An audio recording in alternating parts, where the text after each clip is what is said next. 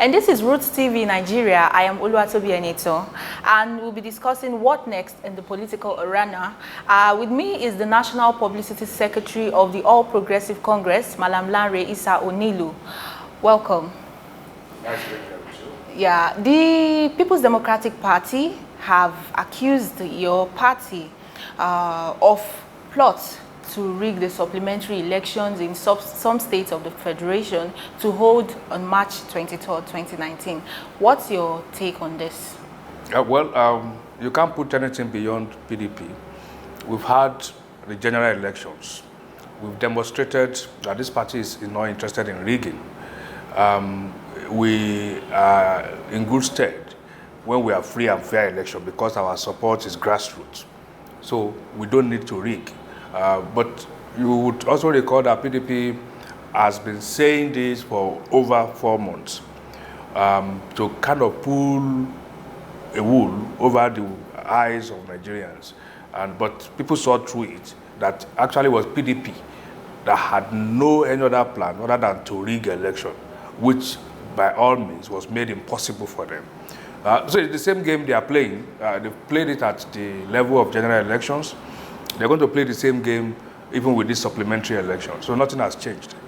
Okay, but they accuse your party of masterminding the Inconclusive polls, which led to supplementary elections alongside INEC, Nigeria's electoral umpire, that this has never been in the history of Nigeria, or not until your government came to power.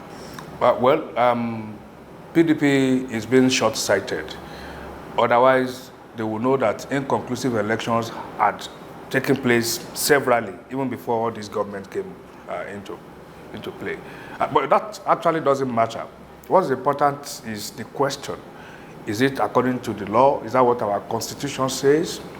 If the constitution has made provisions that in a situation where the gaps between the first and the second party in an election is not as much as the votes that were cancelled or voided due to certain actions that are illegal, like snatching of ballot boxes, like violence and other things that were created deliberately to ensure some people are disenfranchised, that in such a situation, the election should be declared inconclusive and it should be conducted in those areas so that they can fill the gap. If that is the constitution, and APC is being accused of allowing constitution to take hold on in this country, then we are happy to be so accused. Okay, now the inconclusive elections, supplementary elections on the way. The APC in some states is not in the lead, which is the reason why PDP have come out to say that because they already saw that their party would emerge winner, that was why you connived with INEC to declare the elections inconclusive. And they will make sure that they resist any attempts to manipulate the polls. Yeah, well, they will have the opportunity to resist any attempt to manipulating polls because we are not going to manipulate any polls. This country, the relevant agencies and institutions resisted PDP's attempt to rig in the general elections. So, the fact that many of the states PDP appear to be leading gives credence to the fact that those states where you have many elections cancelled due to violence was because PDP intended to use that as an opportunity. So those were the few areas where they succeeded in routing violence and creating an atmosphere that was not conducive for elections to take place. And thankfully, the Constitution had emphasized that we might have a political party that is so bent on creating chaos and getting to power by other means, other than by true popular suffrage. So the Constitution had emphasized that and had made provision that it will not happen, that a party will get through to position or to power by routing violence on the electorate. So PDP will fail if they still want to rely on violence or intimidation We are prepared, as we did in the general elections, we are prepared for free and fair and credible poll. And so we are ready.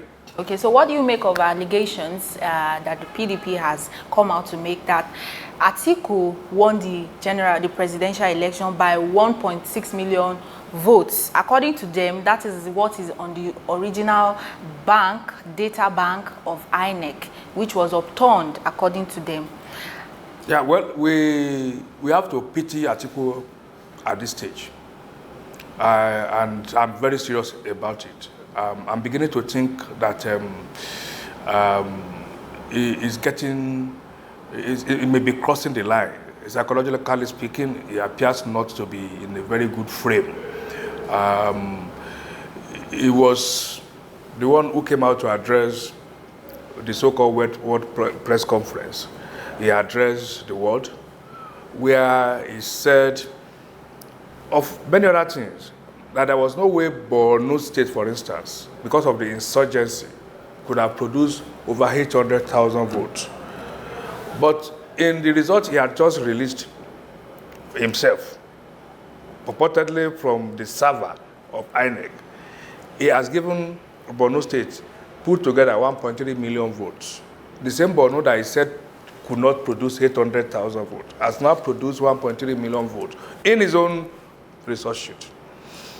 In that same petition to the tribunal, the results he has come out with, about 18 states, where you had the vote he has given to PDP and APC, you had them together, you have exact figure as the accreditation of voters for the state, which means for that state, there was not a single cancelled vote, no vote was invalidated as a result of maybe bad thumb printing or whatever.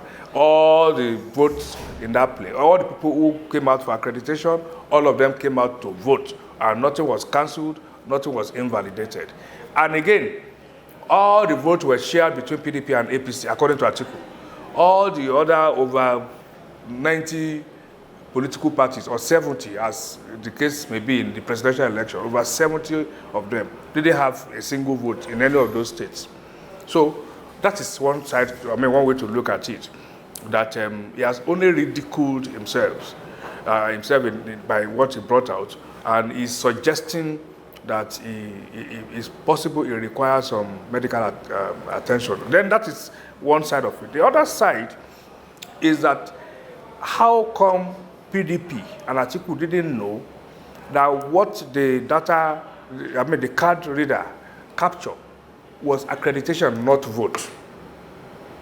You accredit yourself by thumb printing, doing fingerprint on the card reader. So card reader can tell you how many people were accredited at a polling unit, but it wouldn't know who came or left after accreditation and didn't wait to vote. You wouldn't know what a particular party gets or not. We didn't use card reader to vote. We use card reader for accreditation. And INEC has come out to say what you could get from their server is the total number of accredited voters. Voters. You can't get the number of people who actually voted, not to talk of now knowing what party got from the vote. So if you look at it, you just believe that he has become very desperate, and I think it's beyond him now to stop. It appears some other forces are driving him, and I suspect some psychological issues. Okay. Now, the tribunal has ruled in favor of Senator Adeleke, who contested against your candidate Oyetola. Now, the news just came online that he has been asked to vacate the seat, and they've declared the supplementary elections as illegal.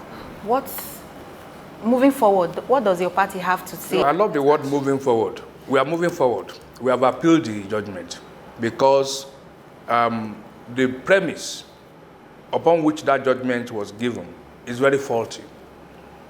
You don't need to be a lawyer. It's a matter of common sense. Law also, relates with common sense. the constitutions I've just explained when I was talking about the Atiku thing, that in any place where the difference between the party that has come first or second during the process of an election, once the difference is lower than the figures, by the time you put together the council vote and the valid vote, you must have inconclusive election. And what that judgment, if that judgment stands, what it means is that all these other states where we're going to have supplementary election, there won't be any need for it. According to the court, the supplementary elections in Osun State that declared Oyetola as winner is illegal, in the sense that they believe the votes which was cast by electorate had already made up for that, and there was no need for INEC to declare the elections as inconclusive. I'm not telling you that that is contrary to the provisions of the Electoral Act, which says when the gap between the party that comes first and the one that comes second. Okay, let me break it down. If you have 20,000 difference, between the two parties, and then you have about 40,000 votes unaccounted for because there was violence, because votes were cancelled and all this stuff. So which means a party. You see, the sense in that is that if I know you and I are contesting election and I know that you are stronger in certain areas, so I could ensure that areas I make it impossible for them to vote. While the area where I'm strong, we're able to produce votes, then I beat you. So the law is now protecting you. To say even if I am able to, if I succeed in preventing people who otherwise would have voted for you from voting for you, by the time we finish that election, if the number that we expect from that place is higher than the gap between me and yourself, then there must be a supplementary election to give those your people the opportunity to express, the ballot and to vote, express their franchise. So you could imagine what would be happening if there was no such provision.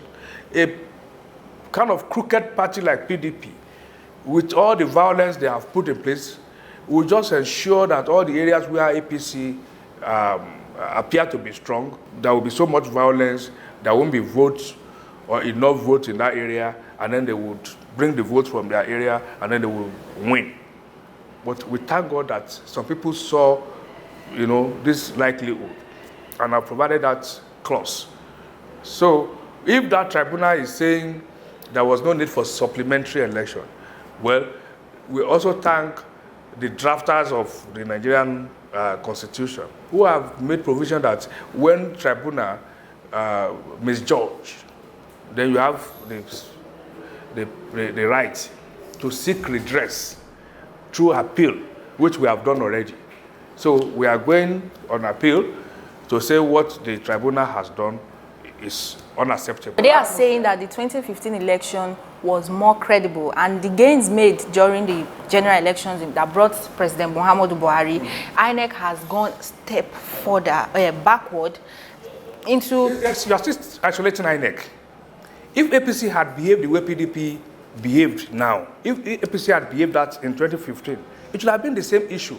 It was just the fact that even in 2015, APC was looking at winning election, not looking at rigging to get to power.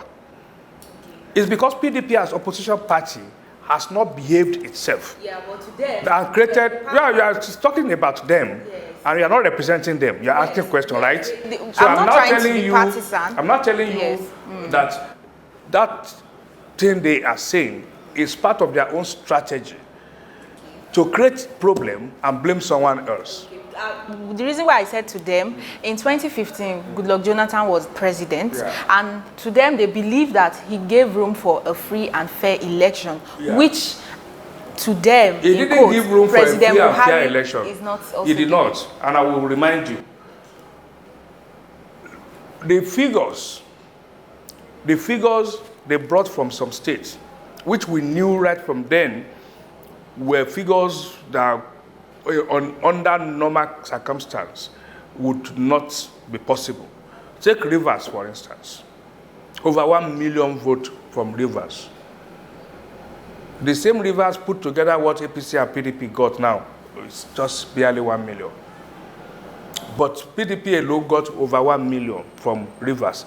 Don't forget that the professor, who was the returning officer for Rivers State, got to INEC Collection Center in Abuja here and was too ashamed, or rather overwhelmed by his conscience, that he could not read what he wrote by himself. He couldn't read out those figures.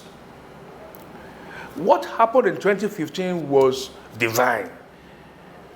God has said, in spite of all that the ruling party that time, PDP, put in place, that it was going to be the end to the shenanigans of that government. So it was not as if it was any better. A combination of factors made it to be at least less troublesome because, for instance, APC was a major player. I was in the opposition, and APC played by the rules.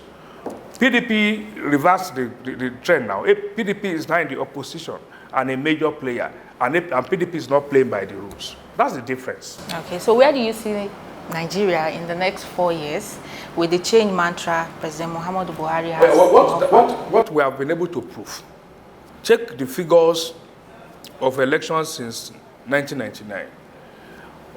The first 3 or 4 elections, PDP was reporting about between 20 and 22 million votes for itself. And when the card reader came in 2015, which now made it impossible for you to start writing bogus figures and allocating numbers, their vote crashed. The election they conducted by themselves, their vote crashed from 22 to just 13, 12 point something million because of the card reader. That was an improvement. But Jonathan introduced the card reader. You see, there are certain things that whether you like it or not, the process must produce it. The process of our development will produce certain things no matter how useless a government is. There are certain things that the process, the system itself, will evolve and produce some positives, even if the president is completely a dump. You understand? So there was no way. The fact that we had democracy in 1998 was a product of process. The world no longer tolerated military government. That's why after that period, you could see that in some African countries where you had coup, within days, the world said, no, it won't happen. So card reader and many other things that will follow are value added that the process itself will throw up automatically, whether you want or you don't. And we most sincerely thank you so much for your time. And I have been speaking with the National Publicity Secretary of the All Progressive Congress, Malam Lanre Issa Onilu, who has shared his thoughts on the just concluded general elections, the supplementary elections, the governorship and state assembly elections that held across states of the Federation. He also has some word of advice to the opposition People's Democratic Party, asking them to have a rethink on their actions and what they have on ground to pursue their stolen mandate in courts, which they believe was not a free and fair elections. Malam Lanre Issa Onilu also believes that President Muhammadu Buhari has the will and the capability to move Nigeria to a greater height. Well, we'll leave it here for now, and this is where we end this on What Next on the Political Arena. I am Oluwatobi Enitan for Roots TV, Nigeria.